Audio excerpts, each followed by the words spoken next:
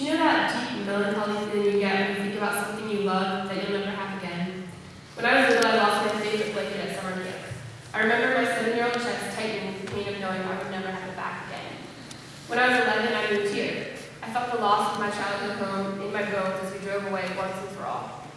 When I was 16, I watched a best friend drift away until she was too far for me to reach her. The distance between us still lingers in the corners of my brain. And when I was 19, I hiked the Appalachian Trail, and that experience is something I will never have back. The sadness in this realization lives in the deepest parts of me. I miss the trail with a ferocity that surprises even me. And for a long time, I didn't understand how to carry the weight of this loss with me. And although I haven't completely figured it out, I have decided that there's a difference between depression and sadness. Knowing that my time on the trail is over can make me feel sad, however, I cannot allow it to push me into a depressed state of mind.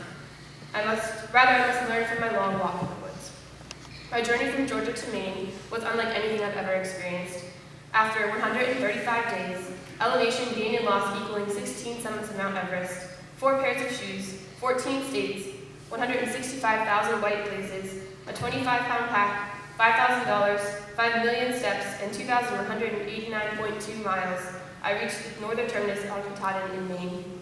The end of the trail is designated by a large wooden sign on the summit of Katahdin. For years, I imagined myself approaching this sign. I pictured an Amazonian queen marching up the mountain with quads of steel and stories that would amaze even the craziest of adventurers. But the girl that took the final step to end her journey was just me.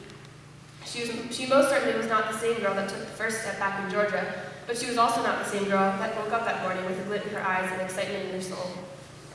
What I'm trying to say is that this trail did not turn me into some sort of invincible forest warrior. The trail did not determine my identity, but rather shaped my perspective. As I took those final 10 steps, the entire trail flashed through my mind in a glorious collage of emotion. I saw my trail family's smiling faces and heard their laughter. I felt the bitter cold of those below freezing days and even colder nights. I remember trudging through 3-foot snowdrifts and riding in the backs of pickup trucks. I smelled the wildflowers of Vermont and the farm fields of Pennsylvania. I thought about the arguments I had with my hiking partner and the deep conversations that brought me to question my beliefs. I remembered the times I collapsed on the trail, my body heaving as I sobbed. I remembered the moments of elation as I sprinted across a wildflower field, singing at the top of my lungs. It felt like my entire being was smiling. I remembered the times when sickness made it hard to breathe after each step. I remembered the times when I jogged up the monstrous peaks of New Hampshire. In a span of a few seconds, all of the worst and best parts of my life danced through my mind. And then I took the final step, and it was over. Everything I had known for 4.5 months was gone in a second. Have you ever felt every single emotion all at once? That's the only way I can contain that moment in words. It was every single emotion all at once. And then I had to return to the real world. I had to figure out how to turn my deep melancholy toward the trail into a productive life lesson. I couldn't let the trail define me, but I had to let it shape me. Instead of feeling lost without it, I had to let the person that trail had molded me into, I had to let her out. I am still in the process of learning to do this, but I can share with you a few of the things I've learned. Here are 3 lessons I learned through the woods. 1. Listen like you mean it. Living in the woods made it clear to me the loudness we live in. Each time I had to walk under a highway, I was stifled by the pounding sound of the cars. When I had to stop for groceries, I was overwhelmed by the harsh colors and the lights of the stores. When I arrived at college, I was surprised by the lack of genuine communication. It seemed to me that the object of conversations was to please or be polite, not to love or be real. The woods offered me a quiet environment where I could learn to listen, a skill I must now employ in the midst of our noisy, distracted world. Number 2, joy is a choice. Cliché, yes, of course. True, most definitely. Imagine it's 35 degrees and a steady freezing rain is falling. All of the clothing you own is wet. The only way to stay warm is if you walk your butt off, so resting is out of the question. The trail has turned into a muddy, slippery river that soaks and freezes your feet. You have to walk 24 miles today, and you have no food. It was on that day, and many others, that I had to choose joy. It would have felt natural to allow my mind to slump into an endless thought circle of self-pity. It was much more difficult to force myself to hysterically sing camp songs with my best friend as the rain dripped off our noses and our stomachs screamed in pain for some sort of sustenance. But that day now stands out as a wonderful memory, rather than a horrible one. Choosing joy is challenging, but valuable growth stems from challenge. Number 3, the world is beautiful. From the trees, to the people, to the vast landscapes, to the sunsets, to the sunrises, to the trail towns, to the trail magic, to the wildlife, to the rain, to the moonlight, the beauty I witnessed daily was beyond definition. I already knew nature was beautiful, but living it gave me a deeper understanding of the intricacies of wilderness. Most importantly, the trail taught me to truly appreciate the beauty of the people around me. I met an eccentric man from France whose son breeds racehorses.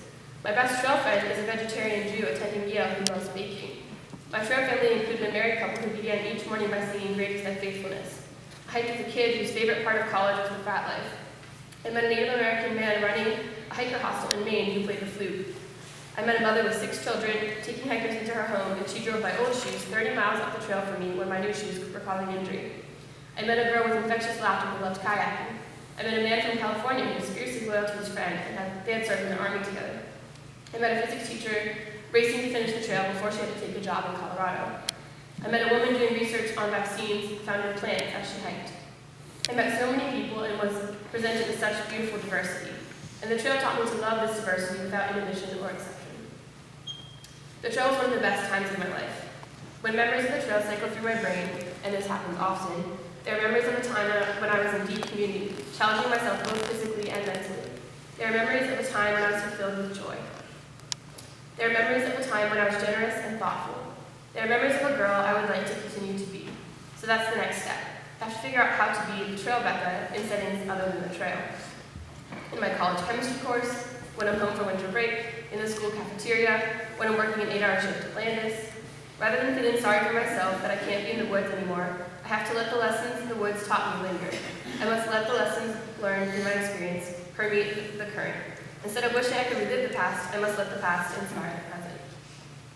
I have a video to show you guys that was made by my trail family. His name was Yellowbeard on the trail. And it stars his wife, who I hiked with. And so I'm in it a little bit, but you won't see the whole time. But just know that this video shows what the trail was like for me. So enjoy.